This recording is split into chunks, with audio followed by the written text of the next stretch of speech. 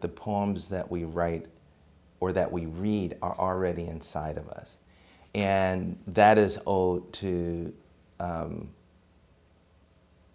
experience that precedes the poem, so that the poem becomes, in essence, a kind of reminder of something that is buried in us.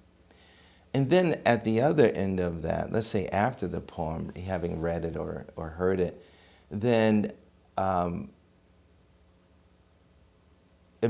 it has to perform the language. That's what I mean, really, is that language has to become dramatized and composed in such a way that it is different from everyday speech that you may kind of have with the woman at the checkout line, or that kind of speech, plain spoken, uninflected, occasionally inflected by vernacular, maybe.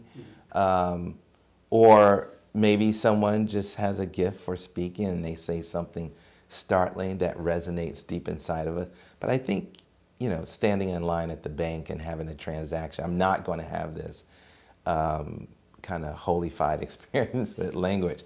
So I think the occasion of the poem is kind of a ritual that kind of separates language. The poem kind of reminds us of again what I said earlier. It's kind of its materiality, either through the properties of the words themselves, particularly if we read them out loud. That something should happen to our mouth, something should happen to our body, or when you hear the reader of a poem listen to someone read, you can feel the pacing and the rhythm. And so it should be a very good poem.